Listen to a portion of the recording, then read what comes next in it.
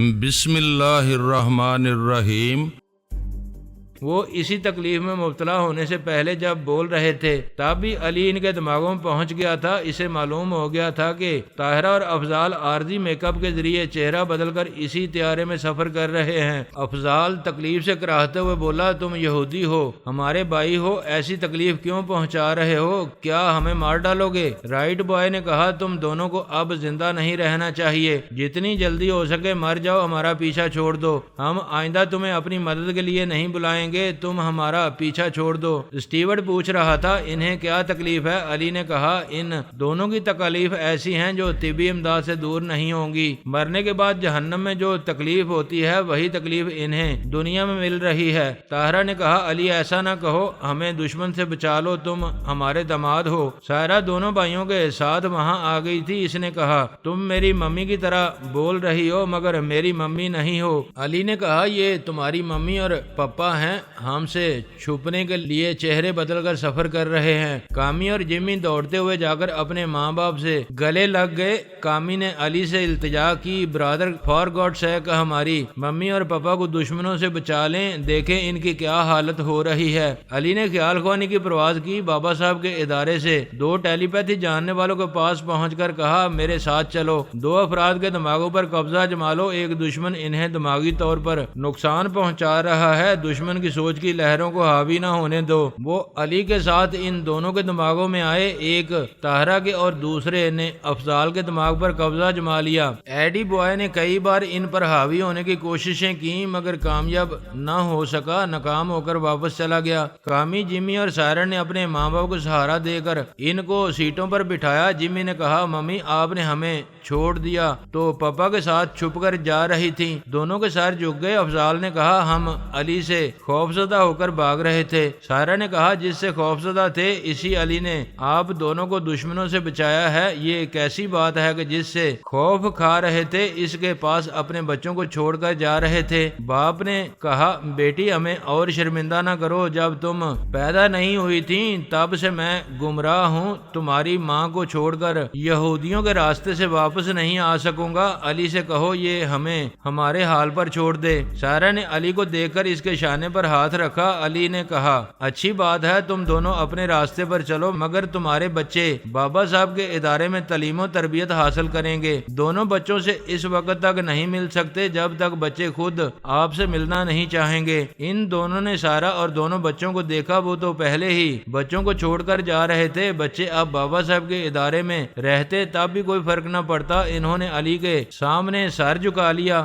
سونیا منکی مخلوق کے معاملات میں ہر پہلو سے ملوث ہو رہی تھی۔ وہ چاہتی تھی منکی فوج کبھی کسی اسلامی ملک کا رخ نہ کرے، مسلمانوں کو اپنا ہمدرد اور دوست سمجھیں، اگر کبھی انہیں اور شکایت پیدا ہوں تو دوستانہ ماحول میں شکایت دور کی جائیں۔ منکی ماسٹر الپا کی قید سے رہائی پا کر روس کے شمالی حصے کی نئی بستی میں آ گیا تھا۔ اس بستی کا نام خلائی زون 2 رکھا گیا تھا۔ عرضی دنیا میں آنے کے بعد یہ منکی مخلوق کی پہلی بہت بڑی کامیابی تھی۔ انہوں نے اس دنیا کے ایک چھوٹے حصے میں اپنے لیے جگہ بنا لی تھی۔ یہ پوری منکی مخلوق تسلیم کرتی تھی کہ سونیا کے مشوروں پر عمل کرنے کے باعث اتنی بڑی کامیابی حاصل ہوئی ہے۔ منکی ماسٹر اب سونیا کے مشوروں کے بغیر کوئی بڑا قدم نہیں اٹھاتا تھا۔ اس کے بھائی منکی برادر اور کمانڈر کی موت نے اس کی کمر توڑ دی تھی۔ وہ شکستہ دلی کے باعث کسی اہم معاملے میں کوئی معقول فیصلہ نہیں کر سکتا تھا، اس کا ذہن کام نہیں کرتا تھا۔ ایسے وقت سونیا ہی منکی قوم کے بارے میں بڑے بڑے فیصلے کرتی تھی، ان کے لیے تحفظ،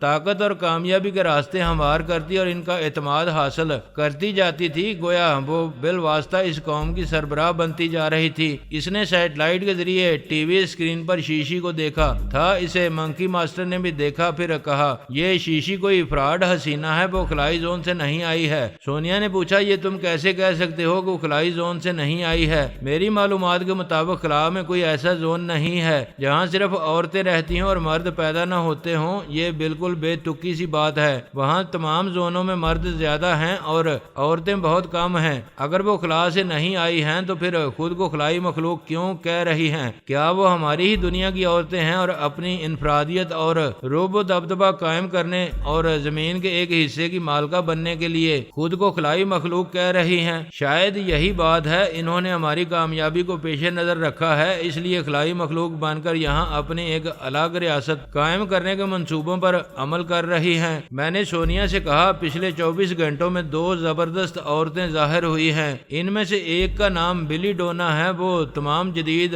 غیر معمولی صلاحیتوں کی حامل ہے، اس کے پاس نادیدہ بنانے والی گولیاں ہیں، وہ ٹیلی پیتھی جانتی ہے۔ اس بلی ڈونا نے اپنی ایک ڈمی کے ذریعے علی کو ٹریپ کرنے کی ناکام کوشش کی تھی۔ علی تک پہنچنے کی جرت کرنے والی بلی ڈونا نے دوستانہ رویہ اختیار نہیں کیا ہے، یہ معلوم کرنا چاہیے کہ وہ کون ہے اور اچانک کہاں سے پیدا ہو گئی ہے۔ جیسا کہ علی نے بتایا ہے، وہ بلی ڈونا اسے بیمار اور کمزور سمجھ کر ٹریپ کرنے آئی تھی، یقیناً اس پر تنویمی عمل کر کے اسے اپنا تابعدار بنانا چاہتی ہوگی اور اپنی قوتوں میں اضافہ کرنا چاہتی ہوگی۔ وہ ناکامی کے بعد پھر کسی وقت ہماری طرف رخ کرے گی۔ ان عورتوں کے بارے میں معلوم کرو جو خلائی زون سے آنے کا دعویٰ کر رہی ہیں۔ میں نے امریکی فوج کے ایک اعلیٰ افسر کے دماغ میں پہنچ کر اس کے خیالات پڑھے، پتہ چلا پچھلی رات ڈنر پارٹی تھی۔ شیشی اور اس کی ساتھی عورتوں نے وہاں اعلیٰ حکام اور فوج کے اعلیٰ افسران کو بہت پریشان کیا تھا، ان کے دماغوں میں زلزلے پیدا کیے تھے، کھانے پینے کا تمام سامان برباد کیا تھا، جتنی عورتیں اور مرد مہمان تھے وہ سب خوفزدہ ہو کر وہاں سے بھاگ گئے۔ امریکی ٹیلی پیتھی جاننے والے کوئی جوابی کارروائی نہ کر سکے کیونکہ وہ یوگا کی ماہر تھیں، ان سے زیر نہیں ہو سکتی تھیں اور نہ ہی انہیں گولی ماری جا سکتی تھی کیونکہ وہ نادیدہ ہو جایا کرتی تھیں۔ ان عورتوں کے پاس ایسی دماغی صلاحیتیں تھیں جن کے ذریعے وہ اپنا بچاؤ کرتی تھی، ان پر حملے کرنے والے ناکام رہتے تھے۔ جب ایسی ناکامیاں ہوں تو پھر مذاکرات کے ذریعے ہی معاملات طے کیے جاتے ہیں۔ جب میں فوج کے اعلیٰ افسر کے دماغ میں پہنچا تو وہ ایک خفیہ اجلاس میں شریک تھا، تمام اعلیٰ حکام اور فوجی افسران ایک بڑی سی میز کے اطراف بیٹھے ہوئے تھے۔ وہ اجلاس دوسروں کے لیے خفیہ ہو سکتا لیکن نادیدہ ہو جانے والیوں کے لیے خفیہ نہیں تھا۔ شیشی اپنے ماتحتوں کے ساتھ وہاں موجود تھی۔ ایک اعلیٰ افسر شیشی سے کہہ رہا تھا، تم نے پچھلی رات ہمارے ملک کے اکابرین کو سخت نقصان پہنچایا ہے، تم اپنی اہمیت تسلیم کرانے کے لیے ایسی حرکتیں کرو گی تو تمہیں کچھ حاصل نہیں ہوگا۔ وہ بولی، ہمیں کیا حاصل ہوگا یہ رفتہ رفتہ سب دیکھیں گے۔ ہم پچھلی رات اپنی طاقت کا مظاہرہ نہ کرتے تو تم ہمیں برابری کا درجہ نہ دیتے اور ابھی مذاکرات کے لیے کبھی تیار نہ ہوتے۔ ایک افسر نے کہا، یہ دنیا بہت بڑی ہے، زمین کے کتنے ہی حصے ابھی غیر آباد ہیں، تم اپنی قوم کے ساتھ غیر آباد علاقوں میں جا کر رہ سکتی ہو، ہم جانور نہیں ہیں، جنگلوں میں اور غیر آباد علاقوں میں جا کر رہیں۔ ہمیں ضروریات زندگی پوری کرنے کے لیے اس ملک کی شہری آبادیوں کے آس پاس رہنا ہے اور ہم یہیں رہیں گے۔ اگر تم کسی غیر آباد علاقے میں جا کر رہو گی اور ہمارے ملک سے دور رہو گی تو ہم تمہاری پوری قوم کے لیے ضروریات زندگی کا سامان فراہم کرتے رہیں گے۔ تمہارے خیال میں ہمیں کہاں رہنا چاہیے؟ افریقہ میں ایسی اسلامی ریاستیں ہیں جن کے آس پاس گھنے جنگلات ہیں، ان جنگلات میں قیمتی معدنیات اور جڑی بوٹیاں ہیں، وہاں تمہاری ضروریات کی تمام چیزیں مہیا کر دی جائیں گی۔ میں نے ایک افسر کی زبان سے کہا، تم سب اتنے کمینے کیوں ہو؟ اپنے حصے کی دکھ، بیماریوں اور بلائیں مسلمانوں پر کیوں مسلط کرتے ہو؟ جب منکی مخلوق یہاں آئی تو تم نے انہیں اسلامی ملکوں پر قبضہ جمانے کا مشورہ دیا، یہودیوں اور ہندوؤں نے بھی یہی کیا اور اب ان نئی آنے والیوں کو بھی تم اسلامی ممالک کا راستہ دکھا رہے ہو۔ کیا تم لوگوں کی دم کبھی سیدھی نہیں ہوگی؟ تمام حکام اور اعلیٰ افسران اپنے اس افسر کو حیرانی سے دیکھ رہے تھے۔ پھر ایک نے پوچھا، مسٹر رابرٹ، یہ آپ کیا کہہ رہے ہیں؟ رابرٹ نے کہا، یہ میں نہیں کہہ رہا تھا، کوئی میرے دماغ پر حاوی ہے، ابھی میں بے اختیار بولتا جا رہا تھا۔ شیشی نے کہا، اچھا تو کوئی تیسرا ہمارے درمیان موجود ہے، ذرا معلوم تو ہو کہ یہ کیا چاہتا ہے۔ ایک حاکم نے کہا، یہ کوئی مسلمان ہے، یہ نہیں چاہتا کہ تم اپنی مخلوق کے ساتھ اسلامی ملکوں میں جاؤ، ہم تمہیں وہاں جانے کا مشورہ دے رہے ہیں، تم ان ملکوں میں جاؤ گی تو وہاں کے خوب صورت نظاروں میں کھو جاؤ گی، پھر وہیں رہ جانا پسند کرو گی۔ میں اس اجنبی سے بات کرنا چاہتی ہوں جو ابھی ٹیلی پیتھی کے ذریعے بول رہا تھا، ہم اسلامی ملکوں میں جائیں گے تو اس کا رد عمل کیا ہوگا اور یہ بھی معلوم ہوگا کہ وہ کون ہے اور ٹیلی پیتھی کی دنیا میں اس کی کیا حیثیت ہے۔ میں نے کہا، تم عورت ہو، میں تمہارے مرد سربراہ سے بات کروں گا۔ ہم عورتیں کسی مرد سے کم نہیں ہیں، میں سربراہ ہوں، مجھ سے بات کرو۔ میں صرف امریکی حکام اور اعلیٰ افسران سے بات کروں گا، تمہارا مرد سربراہ مجبور ہو کر خود بولنے لگے گا، اور اگر ہم نے کسی اسلامی ملک پر حملہ کیا تو تم مجبور ہو کر بولنے لگو گے۔ میں نے ایک اعلیٰ افسر سے کہا، تم لوگ انہیں اسلامی ممالک کا راستہ ایسے دکھا رہے ہو جیسے سبز باغ دکھائے جاتے ہیں، ایک ذرا موٹی عقل سے سوچا جا جا سکتا ہے کہ آج تک منکی فوج کسی اسلامی ملک میں کیوں نہیں گئی؟ یہ سوال قابل غور تھا۔ شاشا اور اس کی 5 ہواری ہمیشہ شیشی اور اس کی ماتحت عورتوں کی پشت پر رہتے تھے۔ شیشی ان سے رہنمائی حاصل کرتی رہتی تھی۔ شاشا نے اس کے دماغ میں کہا، شیشی ہمیں سنجیدگی سے سوچنا اور سمجھنا چاہیے کہ منکی ماسٹر کسی اسلامی ملک کا رخ کیوں نہیں کرتا ہے۔ مسلمانوں کی حکمت عملی کچھ ایسی ہوگی جس کے نتیجے میں منکی ماسٹر کسی اسلامی ملک کا رخ نہیں کرتا ہے، لیکن ہم ادھر جائیں گے۔ اس سے پہلے ان کی حکمت عملی کو سمجھنا ہوگا۔ مجھے اس شخص سے بات کرنا چاہیے۔ اس نے ابھی چیلنج کیا تھا کہ تم خود اس سے بولو گے۔ کیا وہ پیش آنے والی باتیں پہلے سے جانتا ہے؟ یہ عرضی دنیا والے پیش گوئیاں کرتے رہتے ہیں، ان میں سے کچھ باتیں درست ہوتی ہیں اور باقی غلط ہو جاتی ہیں۔ اس نے بلند آواز میں مجھے مخاطب کیا، مسٹر تم نے درست کہا تھا۔ میں خلائی مخلوق کا سربراہ ہوں اور خود تم سے مخاطب ہو رہا ہوں۔ میں چاہتا ہوں کہ ہمیں اسلامی ممالک کے بارے میں مکمل صحیح معلومات حاصل ہوں۔ میں نے کہا، معلومات حاصل ہو جائیں گی، پہلے اپنا تعارف کراؤ اور بتاؤ کہ حسیناؤں کی یہ فوج ظفر موج کہاں سے لائے ہو۔ میرا نام شاشا ہے، میں مالک ہوں اور یہ میری ملکہ شیشی ہے۔ میں نے ایسی فوج بنائی ہے جو اس دنیا اور دنیا سے باہر خلا میں کہیں نہیں ہے۔ کیا تم سب نے کبھی حسین عورتوں کی فوج دیکھی ہے؟ عالمی سطح پر پہلی بار دیکھ رہے ہیں۔ یہ حسیناؤں کی فوج یہاں جنگ کرے گی یا عشق کیا کرے گی؟ ان حسیناؤں نے پچھلی رات جیسا عشق کیا ہے ویسا ہی آئندہ بھی کرتی رہیں گی۔ ہماری دنیا کے چاند لوگ خلائی زونوں میں جا چکے ہیں۔ ان کا کہنا ہے کہ وہاں عورتیں بہت کم تعداد میں ہیں اور مرد بہت زیادہ ہیں۔ منکی ماسٹر بھی یہی کہہ رہا ہے۔ تم حسیناؤں کی یہ فوج کسی خلائی زون سے نہیں لائے ہو۔ کیا تم نے اس دنیا کی عورتوں کو یکجا کر کے یہ فوج بنائی ہے؟ یہ ایک لمبی بحث ہوگی کہ ہم کہاں سے آئے ہیں۔ ہم چاہے کہیں سے بھی آئے ہوں، ہم ایک چھوٹی سی آزاد ریاست قائم کرنا چاہتے ہیں۔ اس کے لیے ہمیں زمین کا ایسا حصہ چاہیے جو انسانی آبادی سے قریب ہو۔ میں نے کہا، یہ تو امریکی حکومت کا مسئلہ ہے، وہ تمہاری حسیناؤں کو گود میں بٹھائیں گے یا ٹھوکروں میں رکھیں گے۔ میں تو یہ سمجھانے آیا ہوں کہ منکی مخلوق نے ہمارے تعاون سے روس میں ایک نئی آزاد ریاست قائم کی ہے۔ ہم چاہتے ہیں تمہاری بھی ایک آزاد ریاست قائم ہو اور وہ اسی ملک میں ہو۔ وہاں بیٹھے ہوئے تمام حکام اور افسران غصے سے بھڑک گئے۔ ایک نے کہا، ہمیں پتا ہے روس میں سونیا کے تعاون سے منکی ماسٹر نے اپنی ایک الگ ریاست قائم کی ہے، تم سونیا کے آدمی ہو۔ دوسرے فوجی افسر نے کہا، سونیا نے یہ پلان بنایا ہے کہ خلا سے جو بھی مخلوق آئے اسے اسلامی ممالک کی طرف نہ جانے دیا جائے، اسے ہمارے سر منڈ دیا جائے۔ ہم سے پہلے تم لوگوں نے ایسا کیا، یہ چال بازی ہم نے تم ہی لوگوں سے سیکھی ہے۔ ایک حاکم نے کہا، مسٹر شاشا، ہم تم سے کہتے ہیں ہمیں روس کی طرح کمزور نہ سمجھنا۔ ہمارے پاس بھی نادیدہ بنانے والی گولیاں، فلائنگ کیپسول، لیزر گنیں اور جدید ہتھیار ہیں۔ ہم سے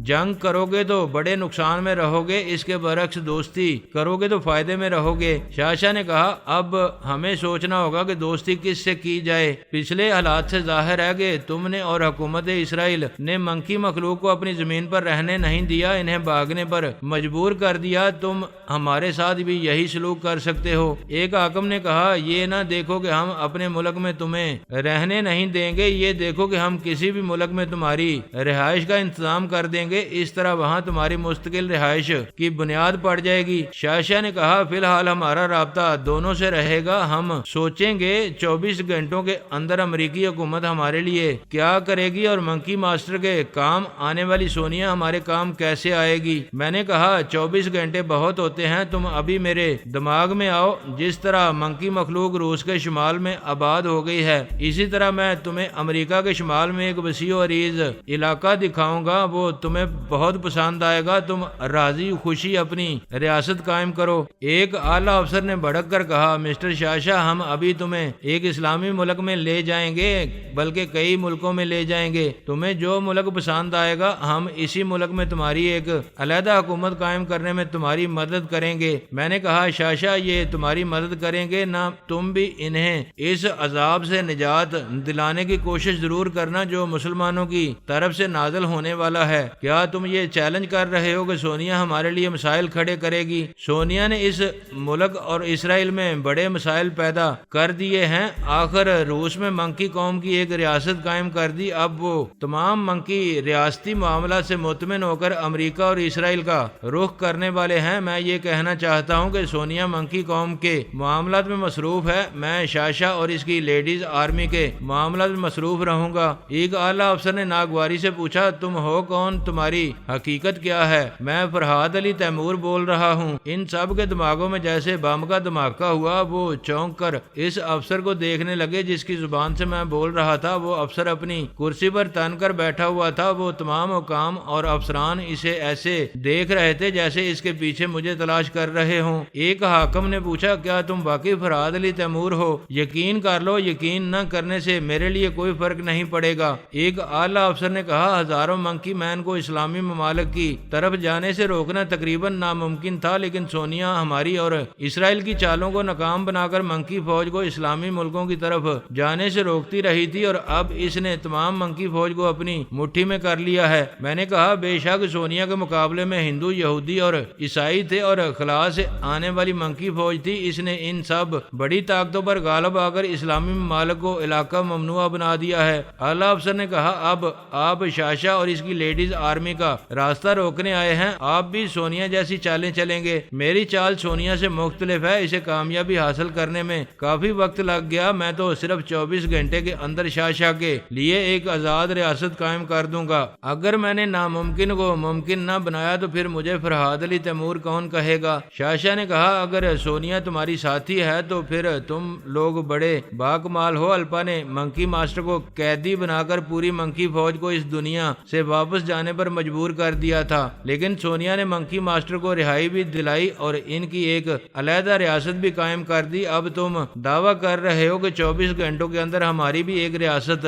قائم کرو گے۔ میں دیکھنا چاہتا ہوں کہ تم ایسا کر سکو گے یا نہیں۔ میں نے کہا، تو پھر 24 گھنٹوں تک مجھ سے رابطہ رکھو اور دیکھتے جاؤ کہ یہ بندہ خدا کیا کرتا ہے اور بندگان شیطان کیا کرتے ہیں۔ فوج کے اعلیٰ افسر نے کہا، مسٹر فرحاد، یہ آپ اچھا نہیں کر رہے ہیں۔ ہمارے ملک کے کسی بھی حصے میں شاشا کی ریاست قائم کرنا چاہیں گے تو ہمارے ہزاروں نادیدہ فوجی جوان وہاں تعمیر سے پہلے تخریبی کارروائیاں شروع کر دیں گے۔ آپ شاشا کے لیے وہاں ایک مکان تو کیا ایک خیمہ بھی نصب نہیں کرا سکیں گے۔ میں نے کہا، نادیدہ فوج اب صرف تمہارے پاس نہیں ہے، اسرائیل یہودی کے پاس بھی ہے، منکی ماسٹر کے پاس بھی ہے، اور منکی فوج سونیا کی کمانڈ میں ہے۔ اس نے میری مدد کرنے کے لیے 2000 منکی فوجی بھیجے ہیں۔ یہ تمام فوجی ابھی تم لوگوں کے آس پاس اس حال میں اور حال کے باہر موجود ہیں۔ ملاحظہ کرو، میرے اعلی کار نے ایک ہاتھ فضا میں بلند کر کے ایک چٹکی بجائی، اس کے ساتھ ہی ایک ایک منکی مین نمودار ہونے لگا۔ وہ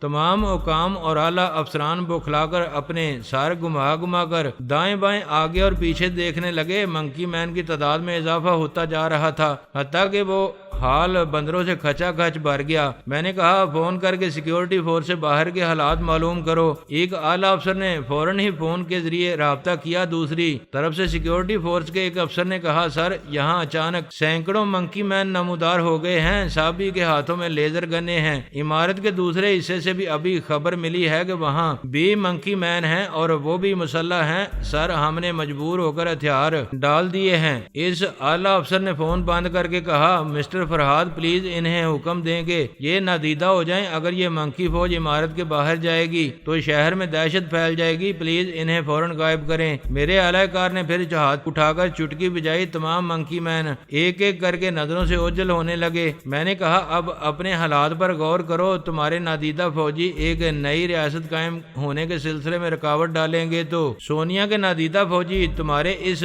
پر رونق شہر کے امن و امان کو تباہ کر دیں گے۔ کیا ایسا ہونا چاہیے؟ نہیں، آپ ایسا کریں گے تو یہ پرامن شہریوں پر ظلم ہوگا اور تم ریاست کے قیام میں رکاوٹیں پیدا کرو گے تو شاشا اور اس کی لیڈیز آرمی پر ظلم ہوگا۔ پلیز 24 گھنٹوں میں نئی ریاست قائم کرنے کی ضد نہ کریں، ہمیں تھوڑا وقت دیں، ہم شاشا اور اس کی لیڈیز آرمی کی رہائش کا معقول انتظام کریں گے۔ میں نے کہا، شاشا، اگر تم انہیں مہلت دینا چاہتے ہو تو کچھ وقت بڑھا سکتے ہو، ورنہ میں اپنے مقررہ وقت میں کام دکھا دوں گا۔ اعلیٰ افسر نے کہا، فرحاد فرہاد صاحب، آپ نے شاشا کے لیے جس جگہ کا انتخاب کیا ہے، ہم اس سے بھی اچھے وسیع عریض علاقے میں ان کی ریاست قائم کریں گے۔ شاشا نے پوچھا وہ علاقہ کہاں ہے؟ ہم ایک خوبصورت علاقہ تلاش کریں گے، لیکن اس لیے ہمیں کچھ وقت تو چاہیے۔ پوری دنیا کا نقشہ تم لوگوں کے ذہن میں نقش رہتا ہے، چند گھنٹوں میں ہمارے لیے کوئی علاقہ پسند کر سکتے ہو۔ ہم تمہیں گھنٹے کی مہلت دیتے ہیں، اگر اتنے وقت میں ہماری پسند کا علاقہ ہمیں نہیں دے سکو گے تو مسٹر فرہاد اگلے 24 گھنٹوں میں کارنامہ دکھائیں گے۔ ایک حاکم نے کہا 12 گھنٹے تو دیکھتے ہی دیکھتے گزر جائیں گے، ہمیں کچھ زیادہ وقت دو۔ شاشا نے کہا زیادہ پھیلنے کی کوشش نہ کرو، ہم 12 گھنٹے 1 منٹ بھی زیادہ نہیں دیں گے۔ مسٹر فرہاد آپ گھڑی دیکھیں، دن کا 1 بجا ہے، میں 12 گھنٹے بعد رات کے 1 بجے آپ سے رابطہ کروں گا۔ میں نے کہا ٹھیک ہے، یہ معاملہ طے ہو چکا ہے، رات 1 بجے تم میرے دماغ میں آ سکتے ہو، اب میں جا رہا ہوں۔ میرے اعلی کار افسر نے اطمینان کی ایسی سانس لی جیسے میں جا چکا ہوں، لیکن میں اس کے اندر موجود تھا۔ اس نے مطمئن ہو کر کہا تھینکس گاڈ مسٹر فرہاد جا چکے ہیں۔ ایک افسر نے کہا شاشا تم ہم پر اعتماد کرنا چاہیے تھا، تمہارے لیے جو علاقہ پسند کریں گے وہ خوب سے خوب تر ہوگا۔ فرہاد ہم سے انتقام لینے اور تمہیں ہمارے سروں پر مسلط کرنے کے لیے تمہیں گمراہ کرنا چاہتا ہے، اس پر اعتماد کرو گے تو بعد میں تم نقصان اٹھاؤ گے۔ شاشا نے کہا ہم نادان نہیں ہیں، ہم نے جو طریقہ اختیار کیا ہے اس سے دوست اور دشمن کے چہرے سامنے آ جائیں گے۔ ایسے ہی وقت ایک نسوانی آواز سنائی دی، ہیلو ایوری باڈی۔ صاحب نے آواز کی سمت دیکھا، وہاں ایک حسین دوشیزہ کھڑی ہوئی تھی۔ اعلیٰ حکام اور اعلیٰ افسران صاحب بھی اس حسینہ کو دیکھ چکے تھے۔ ایک افسر نے ناگواری سے کہا بلی ڈونا تم